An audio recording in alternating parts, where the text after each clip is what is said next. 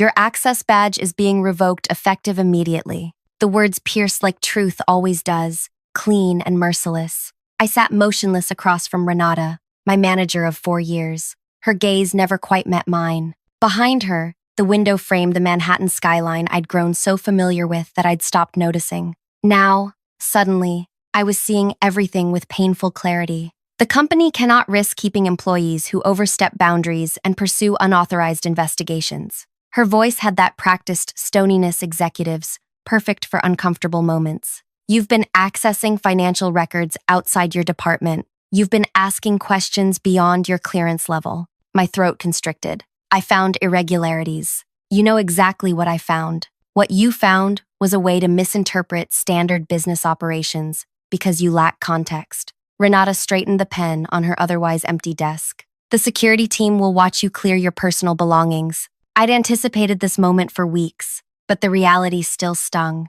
4 years of exceptional performance reviews. 4 years of advancing the company's compliance framework. All erased because I'd noticed money flowing to numbered accounts in countries with names that appeared on international watch lists. You're making a catastrophic mistake, I said quietly. Renata finally looked directly at me, something flickering behind her professional mask. Fear, regret, whatever it was vanished quickly. The mistake was yours, June. Sign the severance agreement and confidentiality clause. 6 months' salary for your silence. I left the papers untouched. You always told me integrity was non-negotiable. Don't lecture me about integrity when you've broken company protocols, she pressed the intercom. Wyatt, please escort June from the building. The security guard appeared moments later. Wyatt, who'd wished me happy birthday last month, now avoiding eye contact as I gathered my small plant and framed hiking photo. Everything else belonged to the company.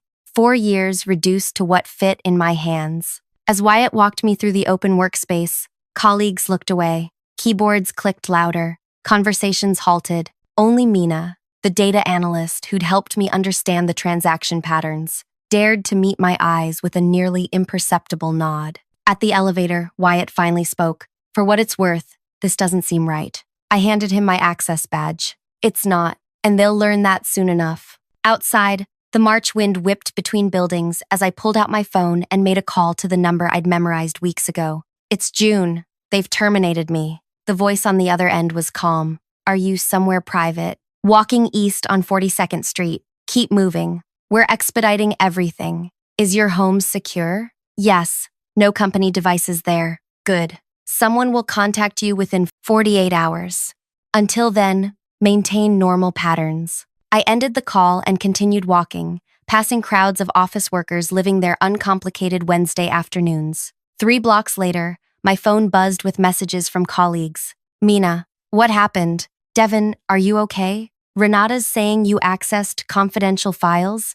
Parker, HR called an emergency department meeting. What's going on? I responded to none of them. The next move wasn't mine to make. Before I continue with what happened next, I want to thank you for listening to my story. This isn't easy to share, even now. If you're finding value in hearing about how corporate power can be abused and how sometimes justice finds a way, please consider subscribing to this channel. Your support helps these real stories reach people who might be facing similar situations. Now, back to that day that changed everything. My name is June Winters. Until 3 weeks ago, I was Senior Compliance Specialist at one of America's largest financial service firms. My job was to ensure our operations remained within legal boundaries, a role I took seriously, too seriously, according to Renata. I grew up in Michigan with parents who taught mathematics at the local university. They raised me with the belief that patterns reveal truth if you know how to read them. This made me perfect for compliance work.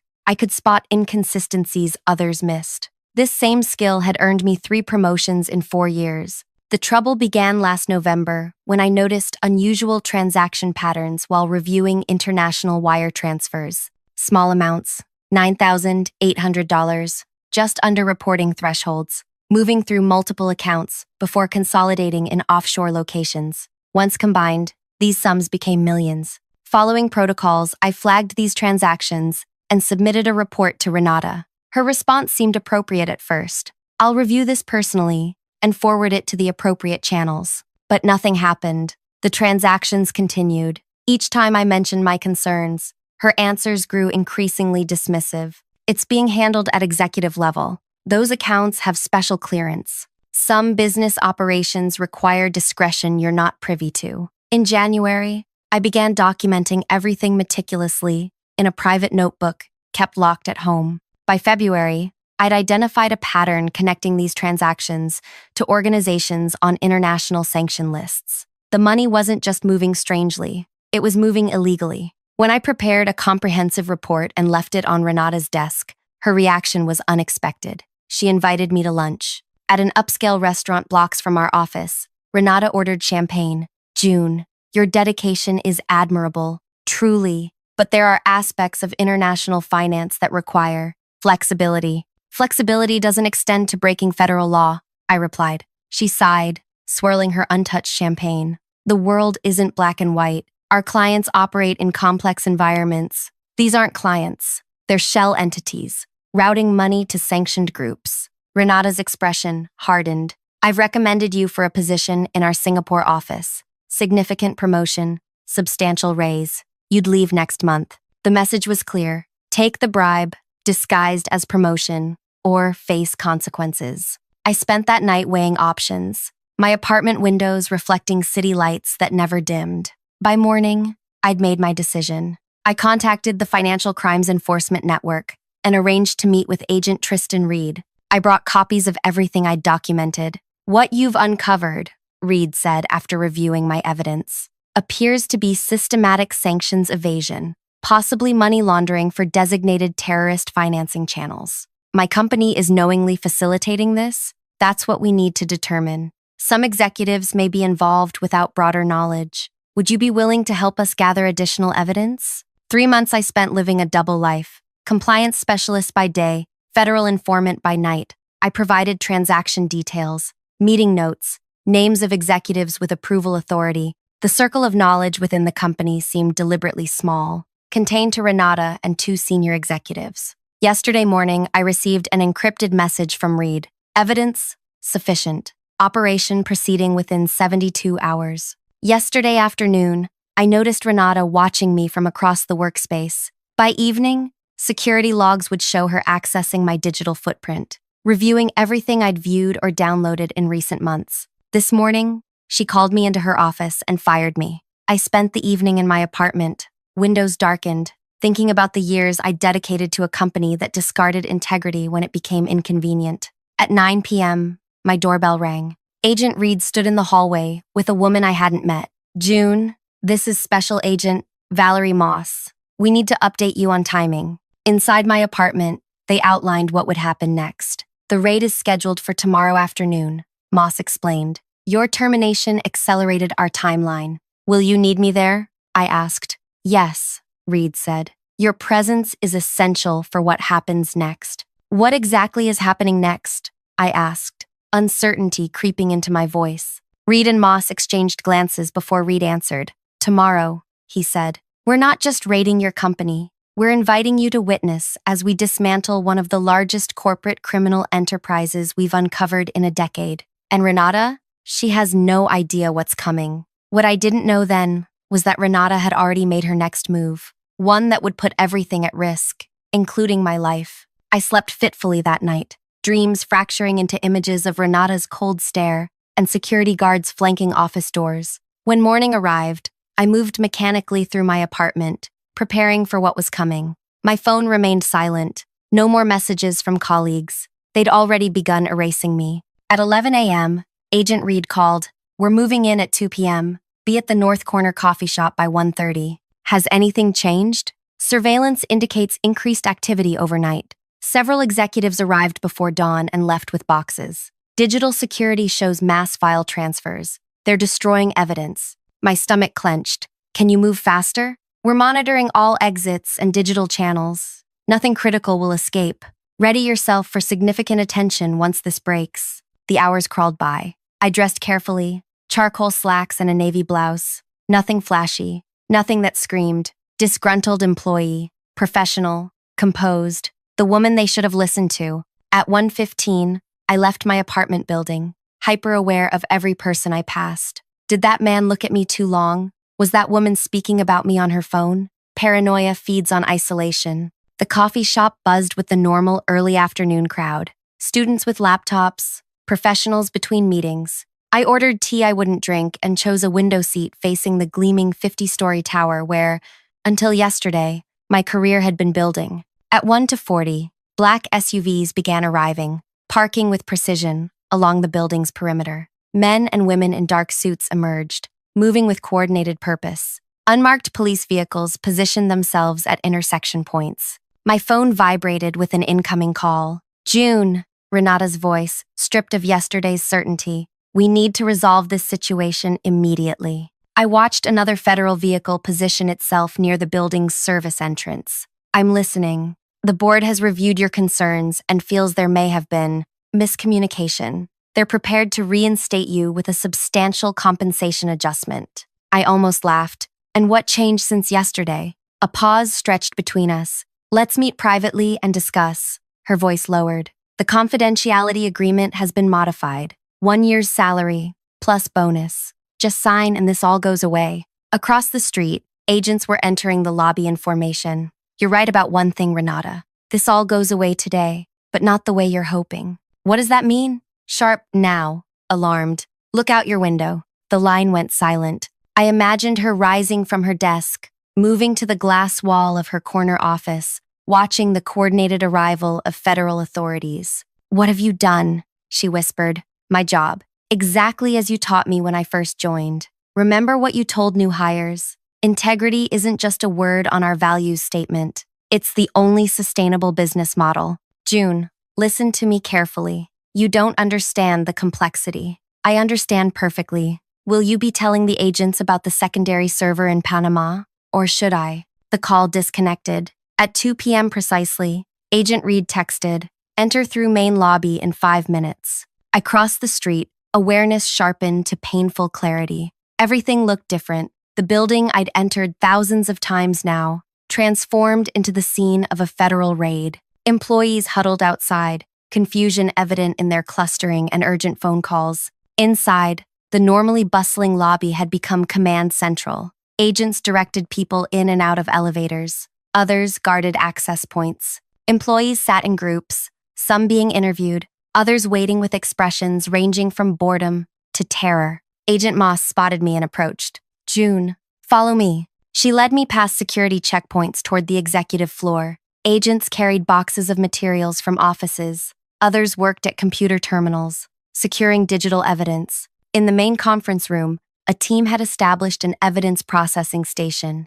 Wait here, Moss said, positioning me where I could see into Renata's office. My former manager sat rigidly in her chair, 2 agents standing as she answered questions. Her normally perfect appearance had fractured, hair disheveled, makeup smudged at one eye, where she'd touched her face too often. When she saw me through the glass, her expression transformed from controlled cooperation to naked rage. Agent Reed emerged from another office. June, good timing. We've located 3 separate accounting systems. The discrepancies align perfectly with your reports. Have you found the offshore connections? Yes, and more. This goes beyond sanctions violations. We're seeing evidence of systematic bribery of foreign officials, market manipulation, and tax fraud. The scale is substantial. A commotion erupted near the elevator. A man in an expensive suit arrived, flanked by 2 others in similar attire. That's Gilbert Nash, I whispered to Reed, General Counsel. Nash surveyed the scene with practiced calm before noticing me.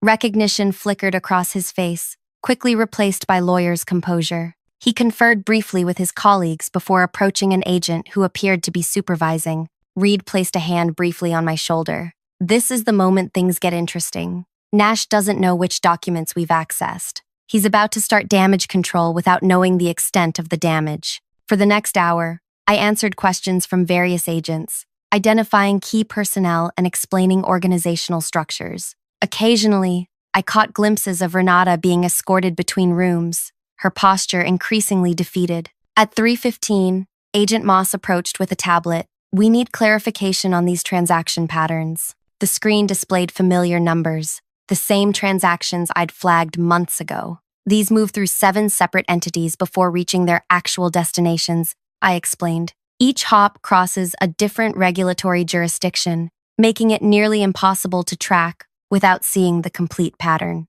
And you identified this pattern how? It repeats. Every third Tuesday, similar amounts move in identical paths. Too precise to be coincidence. Moss nodded. We've compared this against intelligence on known financing channels for a group operating in restricted regions. The match is undeniable. A young agent approached. Agents, Moss, Reed, we've located communications between Nash and Renata from yesterday. You should see this immediately. They stepped away, conferring in hushed tones while reviewing something on a laptop. Reed's expression darkened. After several minutes, they returned to where I waited. June, we need to move you to a more secure location, Reed said, urgency edging his voice. What's happening? The communications we've uncovered suggest your safety may be compromised. Renata contacted external parties yesterday after your termination, including individuals connected to the organizations benefiting from these transactions. Cold realization washed over me. She told them,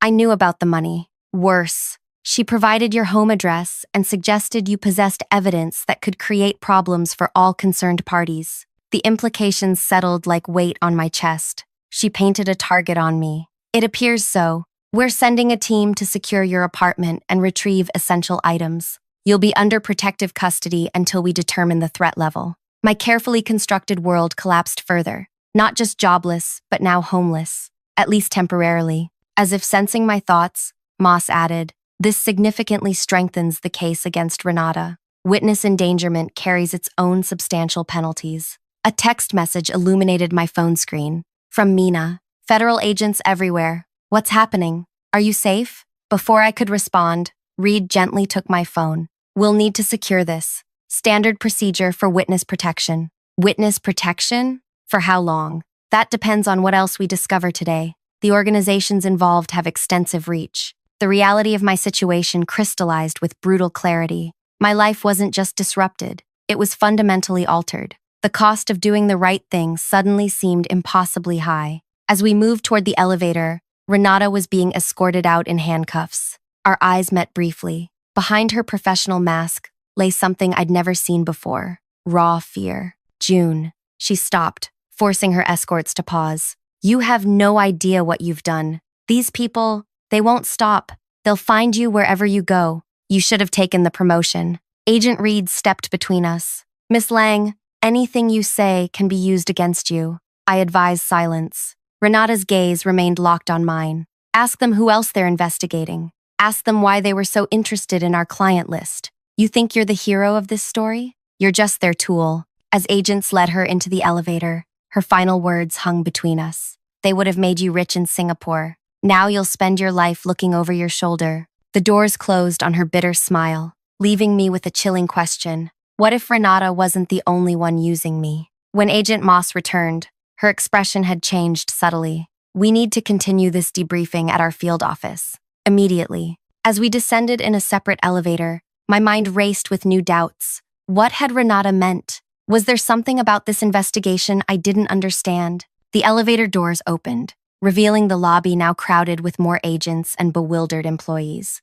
Agent Moss guided me toward a side exit, where a black SUV waited. As we approached the vehicle, I noticed something odd. The driver wasn't wearing the same tactical gear as other agents. His posture seemed wrong, too alert, too focused on our approach. I slowed my steps. Agent Moss, who's driving that vehicle? She frowned, hand moving toward her weapon. That's not our transport. The man behind the wheel noticed our hesitation. Our eyes met through the windshield. His expression hardened as he reached inside his jacket. Agent Moss shoved me down behind a concrete planter as the first shot shattered the glass doors behind us. Glass exploded inward as bullets tore through the lobby doors. Screams erupted across the space as employees dove for cover. Agent Moss drew her weapon and called for backup while keeping me pinned behind the concrete planter. Stay down, she commanded, her voice sharp with urgency. 3 more agents rushed forward, weapons drawn. The shooter fired twice more before screeching away from the curb. 1 bullet struck uncomfortably close, sending concrete fragments flying. Clear, someone shouted after several tense seconds. Moss helped me to my feet, her grip firm. Are you hurt? I shook my head, adrenaline making my movements jerky and uncoordinated. Who was that? exactly who Renata warned you about. She guided me toward a different exit, where Agent Reed waited beside an identical black SUV. This is why protective custody isn't optional. The ride to the federal building passed in blur. My thoughts raced between the morning's events, the shooter's cold eyes, and Renata's final warning. Something didn't align. Why would people connected to illicit financing risk such a public assassination attempt? It felt impulsive, amateur, contradicting everything I knew about the sophisticated operations I'd uncovered. At the federal building, they escorted me to a secure interview room. 2 agents stood guard outside, while Reed and Moss debriefed me for hours. Every transaction I'd flagged, every conversation with Renata, every detail that might help them understand the network they'd begun dismantling. "What did Renata mean about me being your tool?" I asked during a brief pause. "She implied you had other motivations for investigating our company." Reed and Moss exchanged glances. "Your company's activities intersect with several ongoing investigations," Reed said carefully. "The financial channels you identified connect to broader networks we've monitored for years. So, I wasn't the first person to report them." Moss placed her pen down. "You were the first insider, with concrete evidence and willingness to cooperate. Others suspected problems but lacked your access or courage." Something in her tone made me press further. "Others like who?" A long silence followed before Reed answered. "Like Talia Novak." The name struck me with physical force. Talia, the woman whose position I had filled 4 years ago. Her departure had been abrupt, explained away as a family emergency. "What happened to her?" I asked, though some part of me already knew. "Officially, she resigned for personal reasons," Reed said. "Unofficially, she approached us with concerns similar to yours. Before we could establish formal cooperation, she disappeared. Her car was found at Newark Airport. No boarding records matched her identity. The implications settled heavily. You think they killed her?" "We think she discovered what you discovered," Moss corrected. "We never found evidence to prove what happened next." Cold reality crashed over me. I wasn't special. I was just the next person to notice the pattern, the next person to be removed. If you knew this operation was dangerous enough to make people disappear, why didn't you warn me from the beginning? The question emerged sharper than intended. "Because we needed you," Reed admitted. "After Talia vanished, nobody inside the company would talk to us. Your willingness to collaborate was our first break in years." The room felt suddenly airless. "You used me as bait. We protected you," Moss countered. "From the moment you contacted us, you've been under surveillance. That's how we responded so quickly today. I considered this, but not quickly enough to prevent the shooter." Neither agent responded immediately. Finally, Reed said, "There are always variables we can't control. That's why we need to move you to a secure location until the operation concludes." "How long?" "Weeks, possibly months."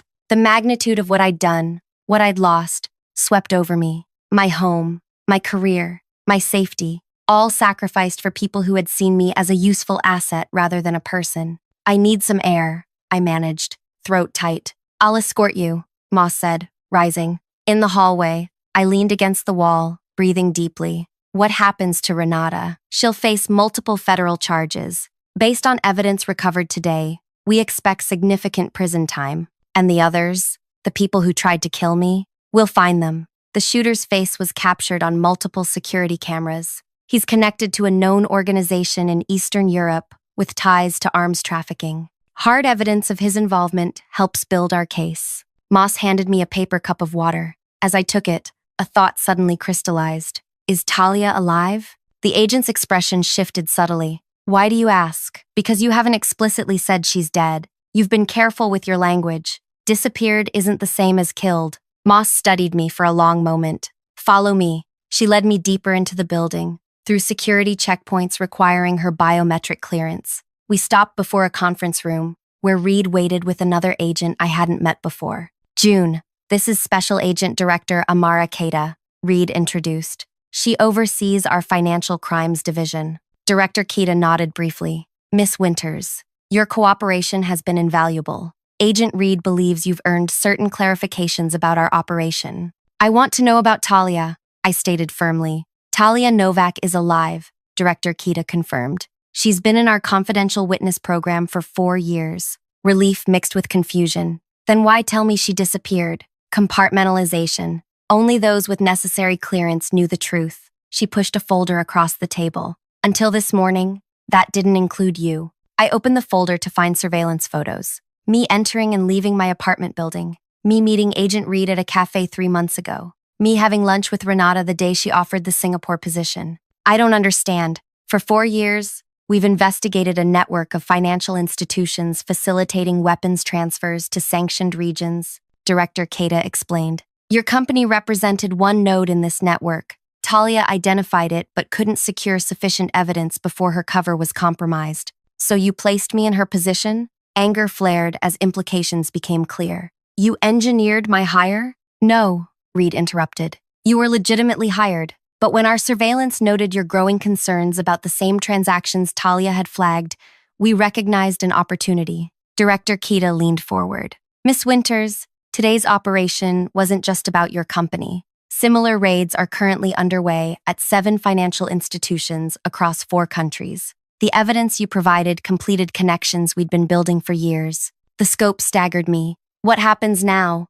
Now we move to the next phase, she replied. And you have a choice to make. Agent Moss placed another folder before me. These are your options for witness protection, new identity, relocation, financial support during transition. I stared at the unopened folder. And if I refuse? Not recommended, Reed said quietly. The organizations involved won't stop hunting you. There is another option, Director Keita stated, drawing surprised looks from Reed and Moss. One that might better utilize your skills. I'm listening. Join our financial intelligence unit. Your expertise in identifying these transaction patterns is exceptional. You've proven your integrity under extreme pressure. We need people like you. The offer was unexpected. You want me to work for you? After you used me as bait? After we partnered with you to dismantle a criminal network, she corrected. Yes. Before I could respond, Reed's phone buzzed. He checked the message, expression tightening. Director, we have a situation.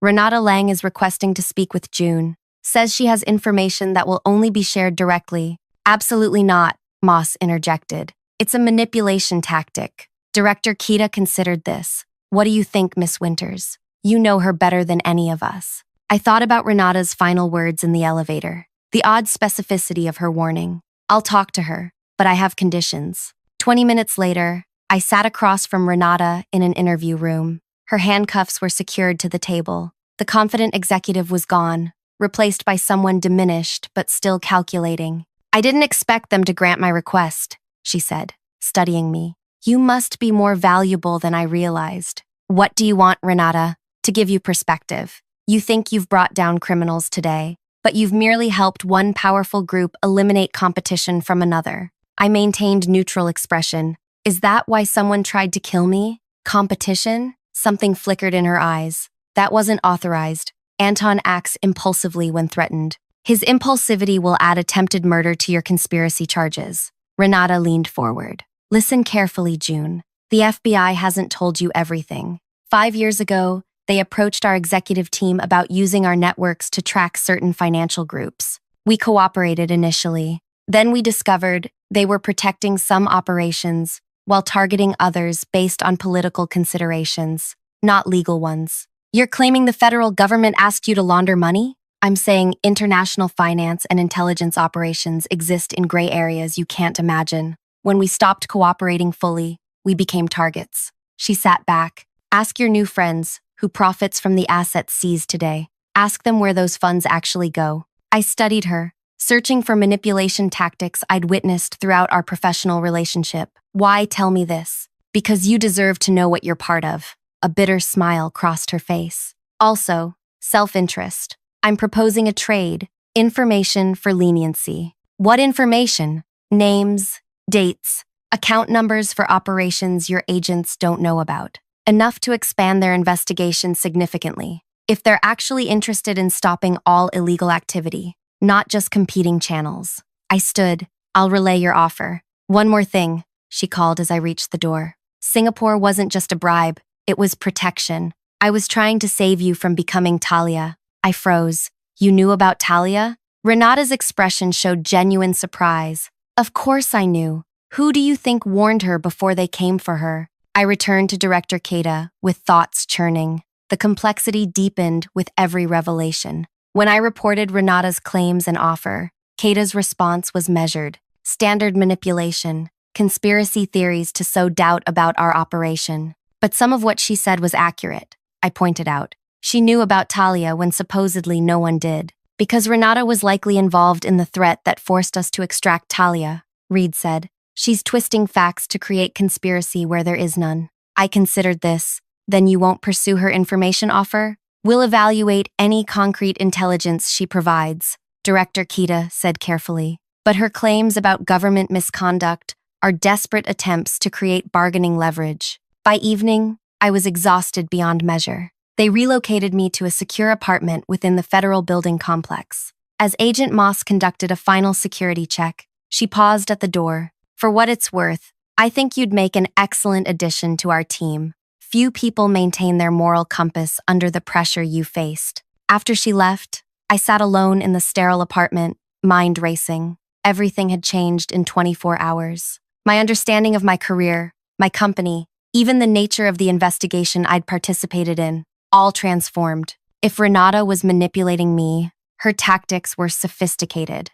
If she was telling the truth, even partially, the implications were staggering. I opened my temporary laptop and began making notes. Questions, inconsistencies, things that didn't align. If I had learned anything from this ordeal, it was to trust patterns more than people. 3 days passed in secured isolation. Agents debriefed me repeatedly. News reports detailed the massive financial crimes investigation spanning multiple companies and countries. Renata and several executives faced arraignment. The shooter, identified as Anton Vasco, had been apprehended attempting to cross into Canada. On the 4th morning, Agent Reed arrived with unexpected news. We've arranged for you to speak with someone. It required special clearance. He escorted me to a private communication room where a secure video link had been established. When the screen activated, I found myself looking at a woman with familiar eyes, but different hair, different name, displayed beneath her image. Hello, June,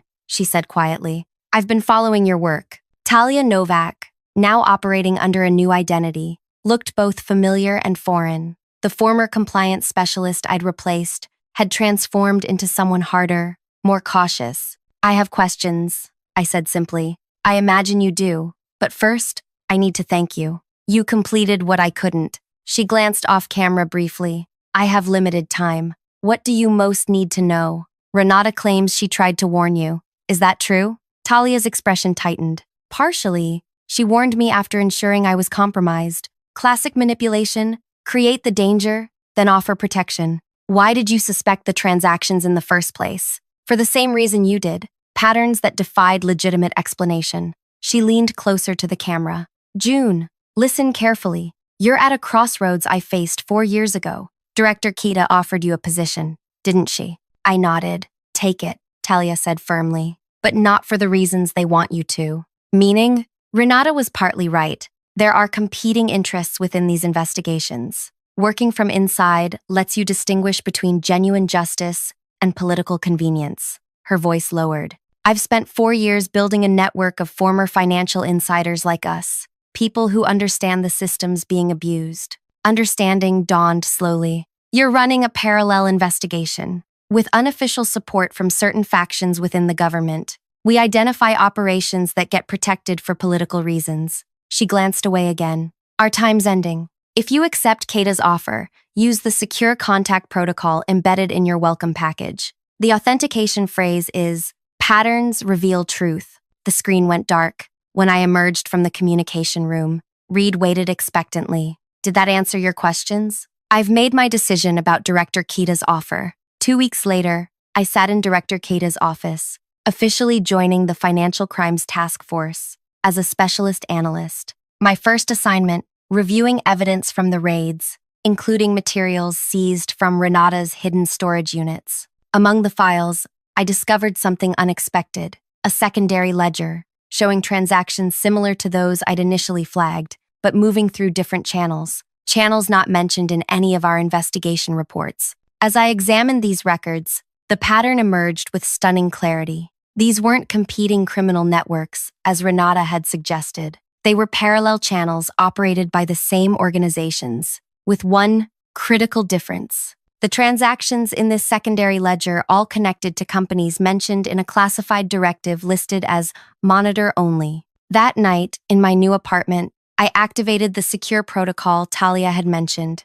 Her response came within minutes. Welcome to the real work. Patterns reveal truth. 6 months passed as I built my reputation within the agency while secretly documenting discrepancies with Talia's network. Evidence accumulated showing selective enforcement based on political alliances rather than legal standards. Renata's trial approached, with me scheduled as a key witness. 2 days before testimony began, I visited her in detention, officially to review evidence. You look different, she observed. Government work agrees with you. I'm not here about the trial, I stated. I found your secondary ledgers. Her expression remained carefully neutral. And I slid a document across the table, a comprehensive analysis of the parallel financial channels that remained untouched by our investigation. You were partly right. Some operations received protection, while others were targeted. Now you understand why I told you Singapore was protection, not just a bribe. She studied me intently. What will you do with this information? Something you never did. The right thing. Completely. Not selectively. I reclaimed the document. I'm working with others to ensure all these operations face justice, not just the politically expendable ones. For the first time since I'd known her, genuine surprise registered on Renata's face. Others? You've found Talia. I neither confirmed nor denied. My testimony against you stands. Your crimes were real, whatever else might be true. But I wanted you to know, the system you thought would protect you is being dismantled, piece by piece. They'll come after you, she warned. The same people who came after Talia, the same people who sent Anton. I'm counting on it, I replied, because unlike you, I've left nothing to chance. The day of Renata's trial arrived. I testified precisely, factually, damning her with her own records and statements. The prosecution built an irrefutable case. When the verdict came, guilty on all counts, I felt no triumph, only grim satisfaction. As Renata was led away, our eyes met briefly. Understanding passed between us. She had tried to make me like her, pragmatic, compromised, willing to look away for personal gain. Instead, I had become something she never anticipated, someone who actually believed in the principles she only pretended to uphold. 1 year later, I stood beside Director Kita as we announced the results of Operation Clean Sweep, the largest coordinated action against financial crimes in agency history. What the press release didn't mention was that this operation had targeted all channels, including those previously protected by political connections. The evidence Talia's network had quietly gathered, combined with what I'd collected from inside, had proven too comprehensive to ignore or suppress. After the press conference, Director Kita regarded me thoughtfully. You've exceeded expectations, June. Your promotion comes through next month.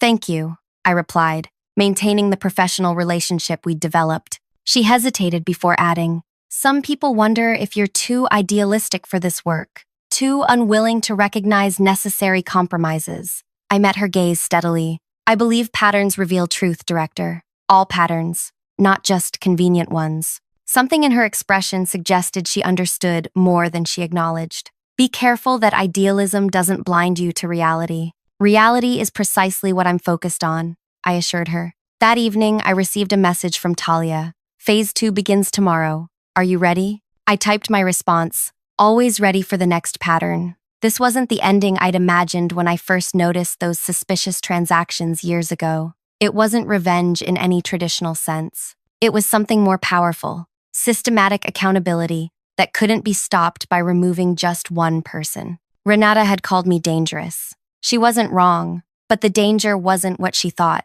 The real danger was someone who understood the system completely and refused to be corrupted by it. Someone who recognized that true justice requires both courage and patience. The federal agents who walked into our building that day weren't just there to arrest criminals. They became part of something larger, a reckoning that would eventually reach every corner of a system built on selective enforcement and political convenience. Sometimes the most powerful revenge isn't destroying your enemies, but transforming the world that made them powerful in the first place. If you're going through something similar in your workplace, seeing patterns that others ignore or actively conceal, remember that speaking truth always carries risk, but silence guarantees nothing will change. Your voice matters, your integrity matters, and sometimes being labeled dangerous means you're doing exactly what needs to be done.